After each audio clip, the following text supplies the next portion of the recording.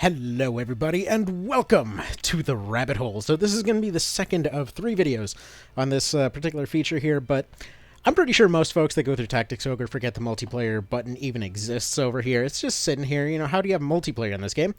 Well, to make a long story short, you basically just upload and download challenge parties and you send them to each other, and it's, it's actually not bad as far as ideas go. I feel like the way that they implemented this, I like the fact that you can actually, let's go ahead and load one up here just for the hell of it. That you can actually, give them all battle cries and assign different triggers and all this other stuff. Like, you got a whole bunch of different triggers you can assign and, tell them to do, you can literally tell them anything. You can have them cuss somebody out if you want to. And yeah. You can do a whole lot of stuff with this multiplayer feature, but it's completely fallen by the wayside. Pretty much nobody even, like I said, was aware this button existed when I started talking about it. Because, yeah, who the hell ever goes through the main menu? Now, I feel like this was probably inspired by the FFT kind of AI tournament scene, which, by the way, yes, the AI isn't brilliant for this game, but it does have more to it than it seems, especially in the multiplayer. There do seem to be a lot of different quirks to the different AIs, like off the top of my head. If we're going through the melee one, they tend to do, they charge exactly like it says, but they tend to constantly gravitate towards the center of the map. You got stuff like the Vanguard there, which tends to be more likely to not move around as much. The ranged ones seem to find themselves running off to the sides more often, while the casters seem to retreat more. By the way, if you hear random squeaks every now and then in the background, we do have a puppy that occasionally wants to say hi. And yeah, the healers do exactly what you expect them to do, but anything on the healer AI can only seem to attack every other round. So they all have a bunch of little quirks. I haven't really figured out all of those yet. And if you're wondering about the map selection, not most, but a good number of the more notable maps in the game are here. You do get some bigger ones. But they just kind of made one for each of the tarot cards, as you'd kind of expect them to do. They went for more of a theming thing on that. There's a rank limit, and it's dumb. The rank limit, it basically just means that nobody can exceed your rank. But points-wise, it doesn't really work. There's a lot of really cheesy things you can do with it. For example, if you have really high skills but low stats, you can absolutely dominate this particular thing. I believe it's 1 dragon's worth 5,000 points on its own, but say a high-end archer with pretty reasonably good gear, even up to the Jiggler set, but, really high skills, but technically low stats and everything but dex, only counts for 1,200. So I don't think they actually balanced it before the end of the game. They probably completely forgot it existed, to be honest, but hey, whatever. Maybe more will be discovered. So far, every single feature of this game, I've ended up eventually finding that there was some friggin' plan behind it. But what I wanted to talk about more than anything is the kinds of stuff that works in multiplayer, because it pretty much shoves everything up on its head in really, really strange ways. So you'd think the absolute top end of everything, would be either your unique characters, which, yes, they are pretty good. For anyone unaware, unique characters are slightly faster than everybody else, aside from just unique classes being better in general. So they're slightly faster than everybody else, so they'll usually always be the characters to use anyway. But on top of that, yeah, they kind of come with the downside that they can't be zombified. So you might think they just got better stats. Who cares? It's just zombies, whatever. Zombies, in many ways, seemed to... they started seeming like the meta. They are, kind of. They're also kind of not. It's actually strange to me how much this all seems to balance itself out. So, for example, early on, it seemed very clear to me that there was going to be at least some meta involving zombies. So I figured, we're... Actually, let me take a step back here real quick to explain the skills real quick. Everybody starts off at rank 1. This is just kind of the roles I was testing this on. But quick skill rank up is used. Why? Because there's a lot of characters and a lot of situations where certain skills were clearly meant to be soft capped in a certain area, and I think they had mechanical limitations on actually including that. So, for example, something like Overpower is a really good skill. At rank 8, it basically, like, nullifies parry and deflect. Well, it nullifies half of parry and deflect. But point being, it's one of those situations where it doesn't feel good. Like, it feels off when it's ranked up that high, and if you look at how the skills end up leveling up, it's not meant to go that high. Like, no AI will have it past, I think, rank like 3 or 4 or something like that. Which, okay, fair enough. That's most of the skills like that. I believe the highest AI in the game is at rank 7, which is the final version of Tartaros back in the past. And he's just got one-handers at 7. But yeah, when it comes to a lot of things like overpower or racial skills on animals and things like that, they go up at an insanely slow rate compared to everything else, basically implying that they were meant to have maybe a cap of like 4 or something. So in many ways, they're kind of capped off. So the reason that I did the ranking up this way, where it's 128 times experience for everybody, is basically the skills that they would have ranked up, they rank up pretty much immediately. The skills that they wouldn't have ranked up will remain relatively low. Like, in most cases, even by the end of a fight, nobody will have maxed out overpower. Usually anatomy won't have maxed out on animals, that kind of stuff.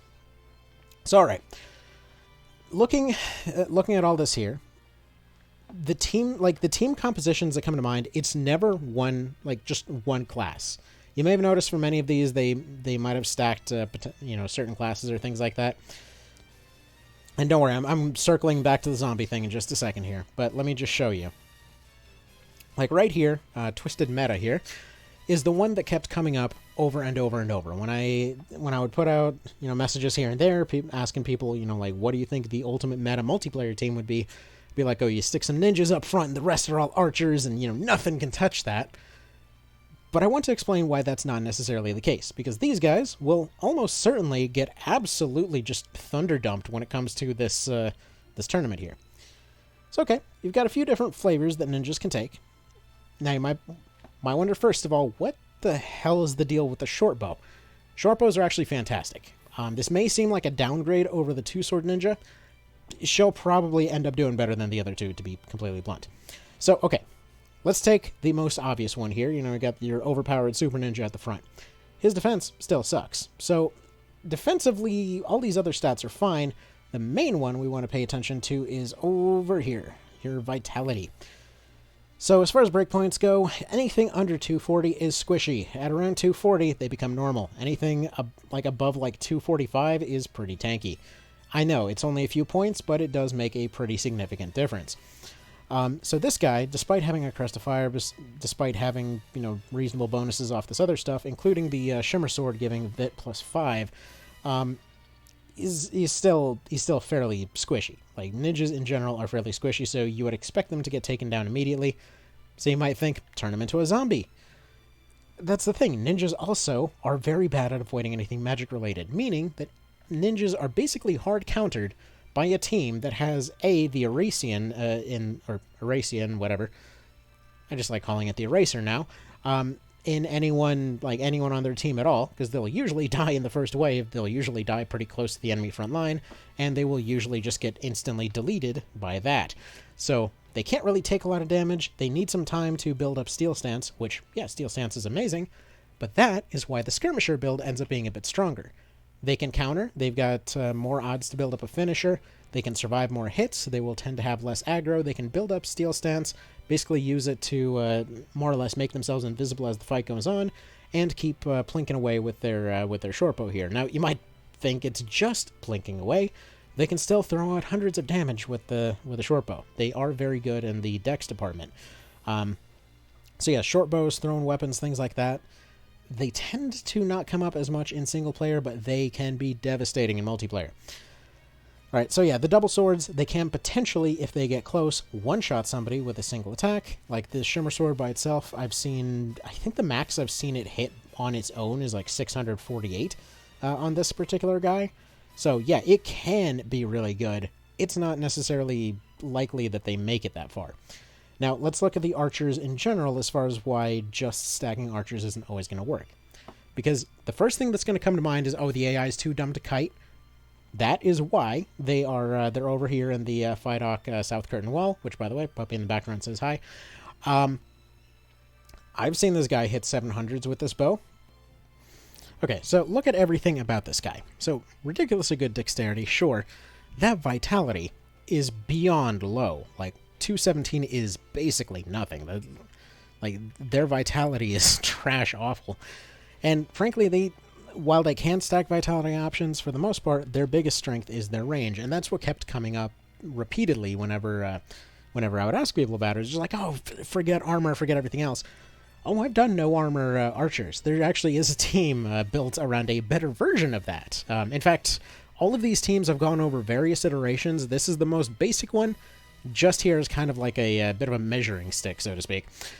But yeah, even with the Jigglybo here, they may do insane damage, and the Gas Choker basically improves their maximum damage by about 40%, but it doesn't actually improve stuff penetration-wise. Arguably, the Stalker earrings are a bit better. But again, the Gas Choker is the thing that tends to come up more often than not, because usually the joke is, oh haha, you get all the broken chokers, and I've figured out the meta, etc. So, okay. Now, why are the rest of these guys running around with the Brimstone Bows? Well, they're basically stacking dexterity, they're stacking attack bonuses. Brimstone Bows do extra 15% bonus versus people, which would naturally be assumed to be the meta there. And if they ever decided to use the Instill Fire effect on this, it also would give them an additional 15% bonus damage, though the AI never seems to like using that particular thing. And this is just kind of for comparison, whether you give them the Elemental or you give them the Earring. Just different versions of the same thing. Crossbow makes sense to go for the fire version just because big booms go for big damage. And then Cupido Bow here is essentially built for charm hits. Yes, they've got their big fireball shot to do a similar effect. This guy, though, can do Tremendous Shot and essentially get guaranteed charms consistently while everybody else has to rely on the finisher. So all of these are for different things. Just to kind of show you the kinds of ideas that came up here. Ring of the Mind here is just to boost the odds of this thing landing its charm on a regular shot if needed. Light Coat is just mostly here for flavor. They all have the same stats for the most part. Shadow Greaves are here for vitality in order to make this guy's VIT 1 point higher than most of the rest of them in order to make him less likely to be targeted, meaning that he can make friends for longer. Meaning mostly the Brimstone guys are here as kind of a sort of flexible crush point, so to speak. The Jiggler guy hopefully keeps his range farther away, because he's got slightly farther range on the Jigglybo. Meanwhile, these guys are there as kind of the first layer to get smushed and hopefully do some damage. These guys are basically here to throw out damage from long range. And yeah, you kind of got to plan out your teams in terms of who dies first, who dies last, what features do you need around longest, who needs to provide logistics, all that kind of thing. Which, yes, looking at the skills, that's going to be our next thing to cover. Logistics are actually something you got to consider. Go figure. I wonder why this feature didn't get used very much. So, for example, right here, we got one of our attackers. They're going to need their Swift Foot, obviously. This isn't necessary on most characters, but anyway. They need their accuracy for different reasons, but they're basically there to take hits as you do. Where's the other double attacker I was looking for? There we go. We get one of our double attackers over here. Field Elk. Basically, this is the guy that is meant to keep their entire team running. So basically, these three up here are kind of one team. Mr. Slam is here to support them as part of that initial wave, so to speak. He's got double shot with thrown weapons, meaning he can essentially get a lot of early damage in. But basically, the reason for this is because, well, this team had to be limited in its items. You have to consider how many and what kind of items everybody ends up getting, because the AI will, more often than not, want to use items. It is a very hungry AI, is the thing. So if you give Field Alchemy to one guy here, basically this means this guy gets access to most of the items. I gave this team one of each type of item. Basically, this meant that as far as the Mendleaf trap that I've covered before, somebody at some point will probably slap themselves with a Mendleaf, and that's the only time that'll happen. Meanwhile, this guy over here will be experimenting with all sorts of different items depending on his situation, because there's 5 or 6 different potential full heal items depending on the situation and whatnot. But more often than not, he'll be attacking, so he'll only use items if he needs to, because as far as the AI is concerned, they seem to be looking at that pile of items and thinking, okay, my stuff is limited, I should not be spamming these. However, I think after you get about 5 or 10 or so, the AI seems to start thinking, okay, I'm fine, I'm loaded, I can just keep using these whenever. I don't, like, I can't confirm that, but it feels to me like giving them one of every item is generally more effective than giving them 15, and we'll look into that more later. Because the team that I expect to win essentially does run 15 items of each kind, but they only run 2 people that actually have any chance to use them. So, yeah, there's a lot of weird things to consider here. Another thing, you'll notice most characters do have Strengthen, but not everybody. To give you an idea, Strengthen, Fortify, all these other ones, in case you didn't know, they essentially will cancel each other out on both ends. So, for example, if the other person has, let's say, Fortify 2, then this would be kind of knocked down to Strengthen 2, so to speak, meaning that it'll increase maximum damage by about 20%, but it won't do anything beyond that. Like, it doesn't scale, it doesn't, like, add 1 at one point and add 1 on another point. The 2 will basically cancel each other out because they end up calculating at the same time. So, for example, Strengthen, if you're just looking for a character like, let's say, Mr. Cupidobo over here, I think that was Orbital, right? Yes, that is Orbital, because he has to be all dressed in white. That's what it was.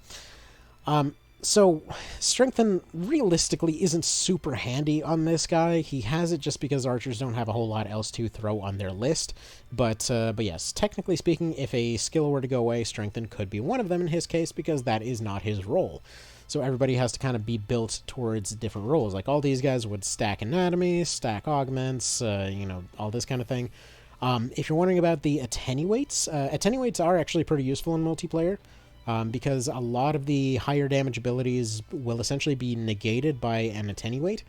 I mentioned this in the tier list too, but I have seen a situation where somebody that was running Attenuate Dark, Augment Dark 8, and was equipping a bunch of holy items, actually scaled down a Gigolo with the Fire Crest, scaled down the damage to 30, and I believe that was on an Angel Knight. So, basically, you can negative scale a lot of incoming damage, which, again, just kind of adds to the list of reasons why this mode didn't actually see a whole lot of action, because good luck writing a guide for all this crap, right? I mean, I've been trying to explain it for months, and this is going to be the most concise I can get it. All right, let's look at some other teams here. So this would be the one that, the one that people kept recommending as something that would be expected to win. Now, let me show you some of the other things that ended up coming up. So, for example, this team right here, to show you in terms of what works and what doesn't. This was kind of built relatively close to that other one, but there was a unit that was built right here with this ninja. Not high vitality, but reasonably high vitality for a ninja, enough essentially to allow him to pass up to the front line, but only start drawing aggro once he ended up getting up front. He's got one item here to start throwing out a few spell abilities as needed, just kind of to have him do something on the way over there. Potentially plink some things, potentially build up some anatomy, any of these kinds of things. If you're curious, Evanescence does not actually work, unfortunately. I did leave some skills that don't work, just as a reminder to point out that they don't work. So yes, the self-destruct move does not unfortunately work for the AI. Same thing for Sublime Sacrifice, it just doesn't for some... who knows. Anyway, so who was it? I believe it might have been Floros that was able to scale down the that one shot all the way down, because to show you how much they scale down. Actually, no, it was one of the... I think it was one of the Dark Belt ones then. I don't know. Sorry, there's been a lot of things that come up, but like, let's say you're stacking for particular, resistances. So let's say somebody has, like, they're getting shot with a Gigolo, right? So they've got their Augment Dark at 8. They've got Attenuate Dark, which stacks off of Augment Dark at 8. If you're planning for one vision, by the way, there will be a separate one for that, because those two are combined in that one. But essentially, that automatically gives you, let's see, plus however it is. It's plus 4 per rank. Let's see, 8, 16, 32, 64. So plus 64 defense. So plus 64 defensive threshold, Plus, on top of that, you get a matching elemental shield, so negative 10%. Over here, this the plate version will give you negative 30%. One of the accessories will give you another negative 30%, plus usually another 10 to I believe 40% resistance off of the accessory. So basically, their damage goes to absolutely freaking nothing, especially if you got Fortify or whatever else.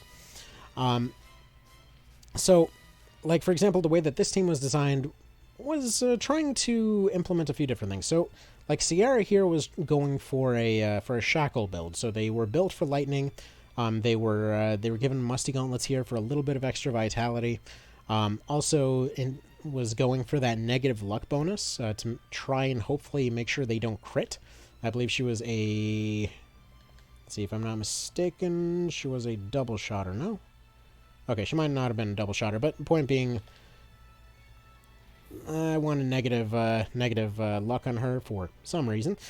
Can't remember off the top of my head right now. Again, these were several iterations. But decent vitality bonus off that as well. The elemental coats all give 8 dex, so that's handy there. And then additionally, you got potential instills on this one, but that didn't help too much. A lot of this team has lightning. Oh, that's what it was. Okay, so my plan on this was basically a shackle shots coming off of the bow. So they're going for their thunder finisher there, which additionally would combine with the ninja here, who potentially could do some lightning stuff. I think it was, who the hell had the lightning thing? Oh, her. There we go. So Lechi's had the lightning swords there. So hopefully they get a lightning averse. Swords come in, get bonus damage, that kind of thing. Long gun. See, like, long gun and the snipe set, I believe, is fairly... Like, in my book, this is better than the Jiggler set, because this is an extra 30 dex on a gun with 210 attack. For reference, like, let's see, the top of the line Thunderbow here has 131. I think Jiggler has, like, 150. So, yeah, it's significantly more. Like, no, this is not even going to be calculating defense in most situations. So yeah, not to mention its range is long enough that usually like the way that this team ends up functioning, these 4 Angel Knights end up running up front. They hold the front line. They've got rampart auras on them, I believe, if I'm not mistaken. You can have rampart auras being set up on at least one of them. There we go. Actually, was it 2 of them? Okay, so this guy basically holds out a rampart aura for all of them. They more or less create a front line on their own. One of them gets the charm move. One of them gets the anti-undead move. There were 2 of them that unfortunately would not work. Now, let's see. The one that... okay, so MP and TP, that one's just kind of handy in general. The one that resets undead status they refuse to use. Let's see, which one was that? Might have been this one. Yeah, Poignant, I would say, is probably the strongest move for Divine Knights. Just AoE charm, basically. And unlike most, unlike the Songstress and unlike the Swordmaster, they don't suck. Anyway, so yeah, has a chance to remove zombie condition. That one does not. That one does not really help the AI whatsoever. But whatever. I feel like it's something that would have been really useful in multiplayer if it did, but what can you do? So we got this guy over here, basically going for a heavy spear, pokey type of situation. Very high vitality in order to keep the high damage flowing as long as possible. And, as you see here, I have a cleric that's only 3 vitality away from this pointy tank over here, who's there as basically exorcism support. So, in many ways, this was one of the early versions of an anti-undead team that I was working on here. Pretty much any stragglers get taken care of by the Fusilier. Archer harasses any squishies. You got Necromancer for 1 quick exorcism, because again, this was one of the ones that was running 1 item on everybody. Additionally, they're just a solid caster in general. I think probably one of the coolest moments in all these tests happened when there was a zombie griffin that ended up attacking them, getting reflect damaged into a knockdown state, after which they were immediately banished as their turn was, well, immediately next. So that was a solid one. Actually, another thing, Mage's Mitts. I was making fun of these for the longest time. They actually are pretty good. There's a few units that that actually do benefit pretty decently from using Mage's Mitts over the hat. So, yeah, I thought these were completely worthless. Turns out they're not. Anywho, Spark Guard boots, though, I would not say to use these on that many characters. They're good for resistance and vitality. The Tidal Waders are definitely the best tank option as far as shoes go, though. Let's see. What else do I want to cover off of this one? Yeah, if you're...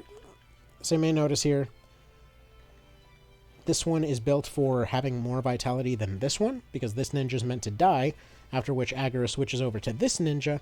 She does as best as she can, during which time hopefully this guy comes back, and hopefully if she gets at low health, she ends up getting supported back to life. So, there's that. Also, if you're going for any casters that can use the Staff of Purification, definitely handy to have on there, because, you know, instant exorcism is pretty nice. There's one of those on the Erasean as well, so this one is meant to make sure that undead don't stick around very long. Alright. So, next thing that we want to look at here. Let's go ahead and cover Byzantines. So I mentioned this earlier in the tier list thing. Bloodsuck Griffins are crazy good. Now, there's an interesting reason why they're so good, though. So True Strike, obviously, you want them to be able to hit consistently. Blood Siphon basically is one of the few things that allows a zombie to heal. You might say, hey, with all of this, doesn't this basically mean that zombies are the best in every situation? No. That's the weird part. If you can get them to heal themselves, like, for example, say they're a fencer, or say they're...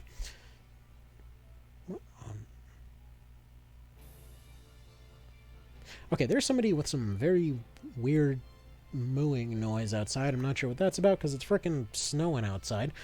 Anyway. So, what we have right here, like, this guy's whole purpose, a combination of Tactician, Blood Siphon, and True Strike, he is basically there to keep leeching health back onto himself. Standard RT for most units is around 95, and his is 76. He's pretty darn quick. And in fact, this one over here is down to 65 because he's got the Fire Crest. So yeah, Zombie Griffin with a Fire Crest is insanely good. Actually, that's the reason why he's got Stun Breath too, because he's actually pretty reasonably likely to get his way all the way up to 100 TP. But yeah, Blood Siphon, either way, definitely a solid move on all of them. Just keeps them going for an annoyingly long time. They are just probably the most irritating unit you can build here. And hopefully that weird buzzing noise isn't coming through now, because I think somebody is getting all the snow off the street right now. Oh well. They only get up to Strengthen 2, which doesn't really matter very much. They're still consistently doing about 150s. Strengthen isn't as important on monster units, but these guys were fairly basic, so whatever. High health, for obvious reasons. I mean, they go up to 757. It's got some bulk. Now, interestingly, resistance, they can build for resistance, and they can build for magic evasion, which basically means that they're actually some of the units that I've seen able to potentially resist getting exercised. So if you have high evasion, high resistance, and high magic evasion, you can potentially resist being exercised, and yeah, it's just kind of handy in general. So for zombie units, something to look into. Another nice, really mean build here was the Hoplite.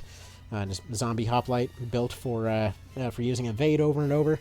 That's why these guys are the Byzantines. If anybody's played AoE 2, gotta have all the pointy guys, gotta have your walls. Essentially, these guys were the walls, along with these guys. For some reason, I decided to go for an ice theme on this one, just to kind of see how that went. If they all, stacked the same kind of deal, maybe they would end up doing some kind of crazy stuff. Yeah, don't stack ice. I will say that much. Generally speaking, there's some higher end weapons. Like, when it comes to ice things in general, for some reason, they don't hold up in multiplayer nearly as well. And I say for some reason, but it's mostly because, yeah, they just don't have as high attack values. The Bentiskas hold up okay. The Iceberg has a really hard time getting past defenses. Especially because apparently a lot of things must resist ice, because I have not seen very much coming out of these Iceberg users at all. And, And yeah, that being said, they're all very tough. They're all built for vitality, except for the archer back here, which is still running around with absolutely awful vitality. And I went for the Ixchimilies because they get that shackle. But this team, despite lacking somewhat in the penetration department, did actually hold up pretty darn well for a reasonably long amount of time. This actually was the top of the pile for about a week until some of the other ones were developed. So that was kind of neat there. What other lessons were learned here? So Pyroclasmo was a similar idea, but I wanted to see, like, rather than waiting for them to come back to life, the whole idea behind this team was that they would try to charm, they would try to poison, they would try to basically put on constant pressure while using items to recover. And they, again, actually did a really solid job. A frontline pistol guy there to one-shot with scatter shots. You've got Charm coming from a bunch of very tankily built Hydras. You have Brimstone coming out from the Warlock back there, as well as Sriracha the Witch over here. You've got this guy over here just kind of being a mascot for the team, I guess. You got this one that's running around petrifying people just for the hell of it, which led to a few cases where somebody would get petrified and then charmed and then de-petrify into attacking their own team. And then you got this guy that's an invisible item support unit. You may have noticed there was a stinky set user on the last team as well. They were mostly just there for harassment. Then I figured, you know what? There was one team that had an invisible knight healer support. What happens if we go ahead and make one that's an item support that can also fly around and attack people, set for melee, or set for Vanguard? Why not, you know? Maybe something interesting will happen. And it does. This guy actually usually does a pretty good job of keeping the team going. He's the primary item user. So, yeah. This team's very good at holding a lot of pressure. They do tend to die to many of the undead teams, but I have actually seen them get pretty darn far before, so we'll see how they do in the tournament. And let's move on to the next one. I may have noticed they were all very fire-themed. You know, it's just fun to mess around with that sometimes. There were actually a couple teams that I threw in here just to kind of see how they did, like Lance a little here.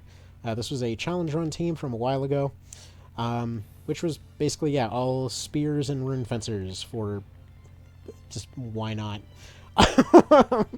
I took some of these old challenge run files and just made them into teams just to see how they do.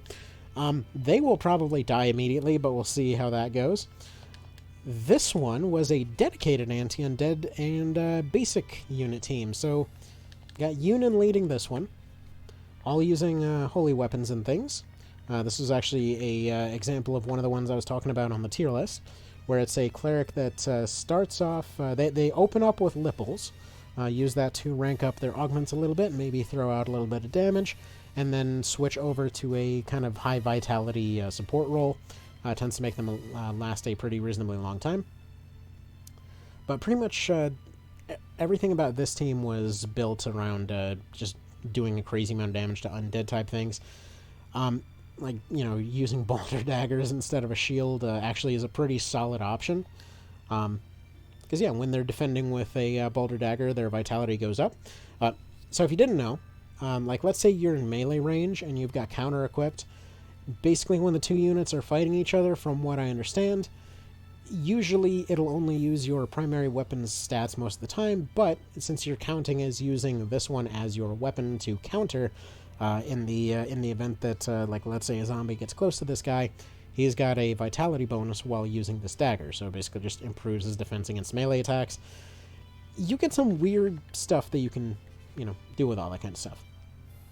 So these guys, yeah, will usually end up doing pretty solidly against undead, not so good against other stuff, but again, with the we'll see how they do, because I have seen them win a decent bit. I don't expect them to win completely, but like right here, this is one of those situations that I absolutely love that the warriors can do, because they can do light crossbow plus stinky set, and since they were using the Balder, I went ahead and gave them the Crest of Fire.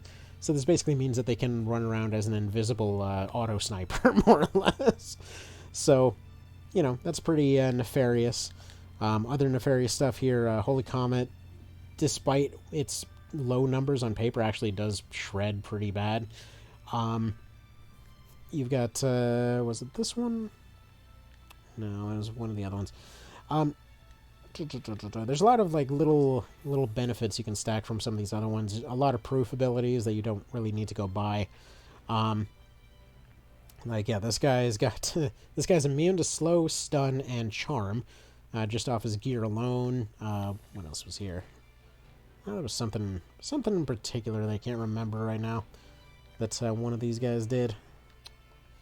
Ah, well, yeah, and still doesn't work on this guy. If I recall, Erasion, you know, erases. It's what it does. All right, was it? I don't know. One of these did something.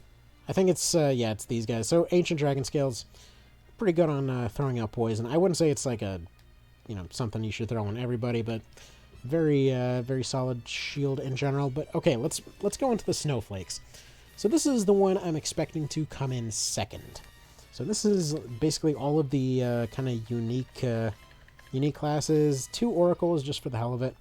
I tried to build them in slightly more interesting ways, like, for example, an Og Dark whip build for Ozma, because she's got to have her whip. Funnily enough, if you feel like allowing double uniques, which I'm only allowing 1 of each unique, because that's what you would realistically be able to get in the game, the whole point is to keep this thing legit. But she's the only one that can essentially do the double whip with a supple whip. So that's fun, though realistically double attack off of the warrior would probably do the job better, but anyway. That's neither here nor there. Either way, stacking a bunch of Augment Dark. She's got very, very high penetration and all this stuff, because Cat and Nine Tails is one of the highest penetration weapons in the game for some reason. I mean, it's a freaking whip. Why does it why does it do more than most swords, attack value-wise? The world may never know. Fun note, you can build Evil Paladin Lands. Yeah, doesn't actually have any downsides for him. He can go Og Dark. You may have noticed that, yeah, some of these unique characters will start off with higher ranks. I'll be honest, I don't care. Everyone's going to be maxed out within a couple rounds anyway, so who cares? Dagger and Pistol Buccaneer Azelston, because of course. Oh, actually, one little thing that oftentimes gets overlooked right here. So, earrings. Oftentimes it's seen that, you know, the elemental chokers are, you know, boosting all this damage crazy high because the numbers go crazy. Because most of the numbers on the right side are, as far as I can tell, based off maximums or whatever else. So when somebody tries a elemental choker, it's just like, oh my god, your damage went up by 40%. This is insane. And it didn't actually, though. It's got an increase, a potential increase of up to that much. It's got a really big bonus. It hasn't actually, you know, giving you a full increase of that much. However, all of the earrings have the interesting thing that they will reduce 30% of bonus damage from everything. On top of giving you plus 8 penetration with that weapon, plus another 9, so plus 17 attack score, plus 9 defensive score. They're definitely the defensive option. But yeah, this kind of gets overlooked a decent bit, that if you go to the other menus, that you see that you get a just across-the-board defensive bonus. So it just makes them more survivable against everything. Just reduces everything's max damage against them, more or less. This is the good boy build. I may wonder where the Firecrest is. We'll get to that in a moment. But either way, he's solid. He's tanky. I mean, he doesn't even need Vitality gear to have 242 of it. Dude's beastly. I've got Ravnus built as a tornado spammer, basically. She's coming in, where was it? I don't know. It isn't built for water in this one, but yeah, she's essentially a water spammer for this one. I should have gone for lightning. I realized that later, but screw it, the team was already built and they do just fine, and it really won't make too much of a difference for her anyway. Plus, charm-proof. So, you know, whatever, that's fine. Deneb as the Weesh, as you do. She's got good damage, but I'll be honest, she's not very durable. She tends to get squished. Even with vitality bonuses off the staff, off the sages. I mean, yes, these two could have bulked her up a little bit, but it still only gets it into the 30s, maybe. The 230s, and that's just not going to be enough to shrug off aggro, so she tends to get squashed early.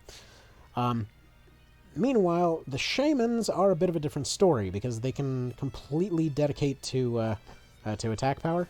If you're wondering, by the way, Deneb doesn't seem to like using magic time on AI. Not sure why. But also, interestingly, she's got very high ranged attack right now. Again, not really sure what that's about. But yeah, the shamans tend to completely shred with their AoEs, even without using their abilities very much. I've got Kashua built with an axe, and just kind of this whole type setup. Yeah, it tends to work better than it may look. She's also got holy water on here because you should always have holy water. It's one of the best anti-undead moves. And I don't believe I have strengthened on her. She doesn't really need it.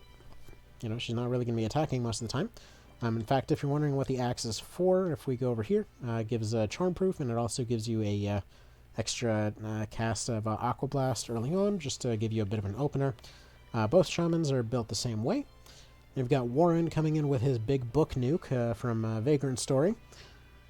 I don't think you could actually use it as a nuke in Vagrant Story, but whatever. Solid damage dealer. He just does as wizards do. And gave him some draconic stuff just to give him something cool to play around with. Stardust Grace might work. I've never seen it actually get used, but then again, he also doesn't... I think he's actually immune to most of these things. Because Wizard Hat gives him silence proof. Garb also gives him silence proof. I think he usually stays out of stun range and or gets cured before anything else. Let's see, we got Yuria here. So, Songstress is basically built as an item user. And it's interesting because a lot of the items that she gets access to do seem to have more uses, like overall like use casts and things like that, than a lot of the other classes get. Her equipment pool is very strange, but yeah, she's basically a caster that gets access to spellcraft, or she gets access to spellcraft and no direct magic attacks. It's again because she's an item user. She's meant to be casting off of items. Her debuffs are actually pretty good in multiplayer. And then we get to Vice as a ranger. I gave him the Jiggler set. He gets a few early shots and usually dies within a couple rounds. Because, look, the casters, even when dedicated entirely to, let's see right here. We got Robe of the Inferno, only gives 2 vit, 3 vit off of Mage's Mitts, 3 vit off the shield. Okay, each of their items gives a little bit of vitality, but not much. It's still only going up to 227. Vice over here, in his archer getup and everything else, his vit is 218. He's just basically always at the bottom of the defensive pile. It's crazy. You can build him to be a bit better. I feel like his melee version just isn't as good, though. Like, he can get some vitality built up with a few different builds, but again, even if he builds up to the 40s, he's kind of giving up on one of his class's best things, which is access to a longbow. And I felt like with all the characters here, he probably would, he probably should be the one to get the bow. I'm sure there's a lot of disagreements on whether, somebody should have been built a certain way, but these were just built for fun, okay? They're all powerhouses in their own right, so who cares? I'm sure they can be optimized. There's a lot that can be optimized. Like, for example, this one's not exactly super optimized, but this is one of the teams that I started off with, made entirely of bad sports puns. This is 110 Hustle for Sports. I started building these guys on the day of the Super Bowl. Have amazing names like Dan Champion and Clara Basket. It's basically entirely built up of the kinds of units that did pretty well in the class tournament. So, for example, an entirely water-built warrior here. He doesn't have access to spellcraft, but through stacking water augments off of basically all their equipment, they're actually able to get pretty reasonable penetration off of using Aqua Blast 3 from this thing. Plus, it gives them charm proof. Plus, also, if we go over to... where was it? I mean, they get some pretty decent across-the-board resistances. The Watery Greaves and the Watermail and everything else give this guy a pretty reasonable overall armor value. So, solid build. It did an okay job in the tournament, and so that's why it got brought back here. You got the standard skirmisher type build, just throwing weapon, dread shield. The dumb thing, and I wanted to show this off here, this will never get ranked up. And yes, I know I wasted a skill slot on them. This is intentional. So if you don't have a melee weapon, you cannot deflect or parry. So the Dread Shield, even though it has Deflect 2 on it, it helps to deflect, but you technically need a melee weapon in order for that to count. Just so you know. It'll never trigger the skill otherwise. It's just a weird quirk. It's just how it works. Alright, this guy over here, Ogre setup along with the Sagara. It doesn't have very high attack value on its own, but when combined with the rest of the Ogre stuff, it actually does a solid amount of overhead damage. Plus also just, you know, you kind of can have a guy that's basically running around smacking people with a baseball bat. Why not? Basically immune to a lot of debuffs, that kind of such. Pretty solid caster. You know, Lament of the Dead definitely helps him out. It's not like the craziest build in the world. It's not insanely overpowered or anything, but reasonably tanky and really good at disruption. That's this guy's entire role. He's good at smacking down squishies, he's good at throwing out debuffs, and he occasionally can target a squishy with a missile move that does an okay amount of damage. I got Grant Line back here, just sort of tanky, but not really. I will say for comparison, compare many of the other tanks that are winding up at like 245 VIT. This guy's got VIT on pretty much all his equipment, winding up at 237. Despite it being their preferred stat, apparently knights are not very good at that sort of thing. Either way, he does tend to last reasonably often. Really? What does last reasonably often even mean? I don't know. Anyway. He's mostly harassment and support. He tends to last for quite a while, but yeah. I'm not really sure why, because his vitality does not actually get crazy high. Pretty standard snipey type build, however, a charm proof off this thing. One thing to be aware of with Fusiliers, because they're very weak to a lot of casters and things, you kind of want to have charm proof on them before they start shooting on their own people. Then we get a Dragoon. This is actually one of my favorite Dragoon builds, just high vitality. Going for a Thrown Weapon build. Basically just means that since they don't have a finisher, they can specialize, or they can throw out a lot of their like anti-monster units. So Beast Slayer and Dragon Slayer for this one. Later on I ended up using the Bane moves because they're just more useful in general and they tend to throw them out more often. But, you know, this guy's good as he is, I suppose. These things don't really have a whole lot of overhead damage. They've got high attack value but only 5% bonus damage, as you can see there. So, yeah. We got a Brimstone Sniper over here, just going for some extra damage. This one seemed to be good for anti-people damage, but seeing as people were not necessarily the meta, this one's a little bit obsolete, but what can you do? You've got your obligatory Death Whale Spammer over here, going for that extra anatomy just for the hell of it. You've got a Rahula Spammer over here, again with the anti-people meta. This one actually does a pretty solid amount of damage. Not to mention, she's a good item support. Actually, Beast Tamers are probably the best item supports. I should have mentioned that in the tier list. Oh well. And then, yeah, slow and stop proof. Just entirely going for luck, more or less. They've got really, really high luck. Hopefully it helps them. It usually does, surprisingly. Peter Pass, he's just there to petrify and slow people. May Field Goal. She's basically the slightly higher vitality version of the Death Whale Spammer. And then Carol Dunk, the Crest of Fire and Jigglybo user, as you'd kind of expect. I believe, was she the double shotter? No, somebody else has a double shotter. So these were the ones that did fairly well, like one from each class, more or less. From that turn, is it fair to call it a tournament? I mean, it's more of like a test of all the classes. So whatever. Like Earth tended to do pretty well. Having blowguns on a monster support here. Beast Tamer, there we go. Seemed to do pretty well, and yeah, skirmishers on everybody else, but I don't expect them to do very well, but dang it, they're gonna try. But okay. There's a few other ones, like Ogrely Filthy here, which basically uses 2 dragons as frontline tanks, uses 2 gremlins for distractions, a fairy for bewitching people, a consistently squishy ghost to tank hits, as well as a item support zombie with dragon. Wait, Why did I give him full dragon stuff again? I don't remember. I think I was testing whether Dragon Slayer worked with spells at all. You've got the Invisible Stinker Knight, and then the Enforcer. Now, this is the first example of the filthiest way that I think you can build a Terror Knight, which is, yeah, Crest of Fire, full Ogre set, and a Damask Crossbow, and, yeah, that's a Terror Knight with maxed out range damage, despite having no elemental bonuses. But yeah, this is the one that I've seen throw out 1800s before. It's disgusting what they can do. Then they get Rampart Aura. They basically combine with the Stinker over here, who absorbs damage for them if they ever do get hit. And I have seen a case where basically the Ghost, or I think it was like the Gremlin, along with Stinker and Enforcer over here, just like the three of them were the only ones left on the team, and it didn't even matter because they just took out everybody. So yeah, that's kind of... It's a thing. It's a team build. What can you do, right?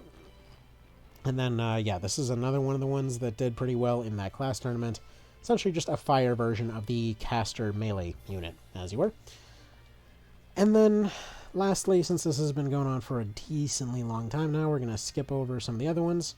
Actually, let's just cover this one real quick. This is the one I was talking about with Hobrim, of trying to make a viable Swordmaster thing. They sort of do okay. You've got this guy that specializes in petrification. You've got this one that's only here for dancing support. You've got Hobrim trying to get that maximum damage with his sweep blade. It's whatever. And then you've got all these guys that are here to instantly come back to life with blowguns and crossbows and that kind of business. And yeah, they are very fast, but that whole joke of foregoing armor entirely, yeah, I don't think so. The only reason you can forego armor in the main game is because by the end of it, you can stack your bonuses so high that you just don't need need damage threshold anymore. But if everybody's on the same level, yeah, you kind of need some armor. Actually, this was an interesting one. So right over here, Enipius over here, basically ridiculously bulky. It says Vitality 219. That's a load of crap because this guy just absolutely resists everything that comes his way. Funnily enough, though, despite being able to shrug off basically all damage that comes his way, you cannot zombify you cannot zombify golems, so you can't have flesh golems. But on top of that, a Jigglybo will basically insta-kill this guy, unfortunately. As far as I've seen, there's really no way to avoid that. So golems can resist everything, instantly die to Jigglybo, or anything else with sufficiently high attack value. Though I think there's more to it, because he can seemingly resist stuff like the long gun. So I don't know why the Jigglybo would be able to do it, because its actual attack value is way lower. I think it's something to do with not being able to resist those bonuses, so maybe something like a Tennyweight Dark might be something to potentially equip on a Golem if you're using them. So just something to bear in mind. And then lastly, let's show this one over here.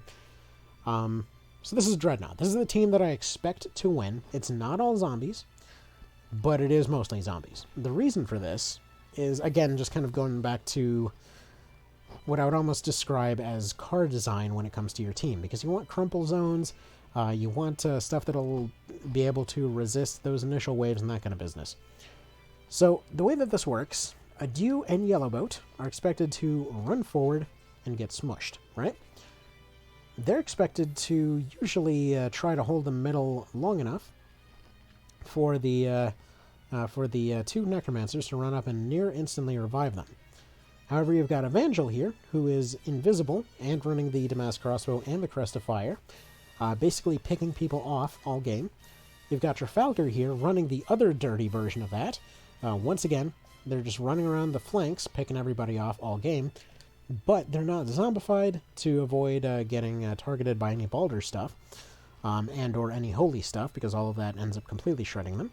You've got this one over here as a anti-archer kind of setup. So if we look at the skirmishers and everybody else, they're expected to have reasonably high vitality. I'm probably going to annoy somebody with all this going in and out of the menus.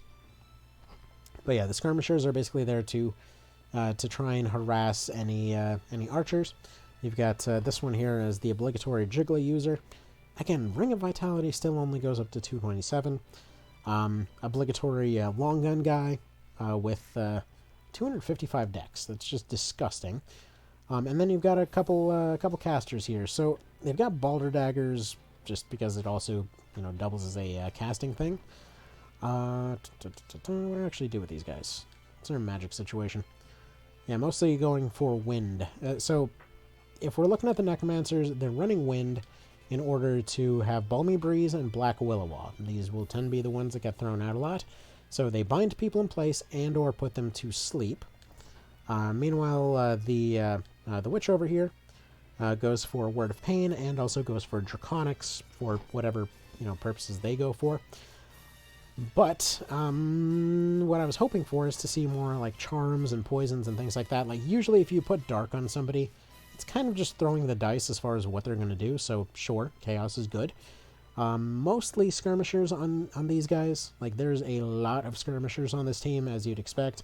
I kind of was expecting skirmishers to be the meta, but this is the one team that in testing has consistently beat everybody, so we'll see if that continues through the kind of mini tournament there. But I believe that this is what the meta looks like. Just some melee weapons, sure. Like, for example, a double whip hitter doesn't seem like it'd do very much. But, yeah, double impact on whips is actually pretty solid. It's some of the better damage you can get. It tends to get past evade, which is a pretty regular problem for them. Having a berserker here. I probably should have put a knockback on him, but whatever. An accurate berserker is pretty handy. He's only there as a distraction anyway. I wouldn't necessarily go for ice, but I just wanted to have at least one ice build that was good. Plus, he got stop proof and charm proof on his setup, so hopefully he shouldn't be able to be turned around that much. But the general idea of this team is that they can recover faster than they can be killed, and they can still put out enough pressure to consistently stop anything coming their way. So, we'll do the tournament thing next. I don't know when that'll actually be. I had time to do these two, and then the third one is kind of whenever that happens. And so, yeah, that's kind of that. I mean, that's all there is to say on this rabbit hole for now. As I think I've covered everything as far as skills, items, whatever else. Let's see. Just going through the list. I mean, stuff like Lament of the Dead on Terror Knights, consistently good. It's just a debuff across the board. Pretty much anything that warriors have access to, similar situation. Berserk is fantastic for any number of reasons, like knocking things off of cliffs, or going for a crit build with it, or potentially going for a debuff spammer. I will say, actually, some of the lower tier items actually have a lot more interesting debuffs on them, like Mass Breach and things like that. Damask Crossbow, definitely the most busted weapon in the game, regardless of what anyone may tell you. And yeah, I mean, let's see. Steel Stance basically turns somebody invisible more than actually turning them into a tank, because stuff doesn't aggro towards them due to how damage is calculated. Animate Undead basically just allows this kind of nonsense to even work.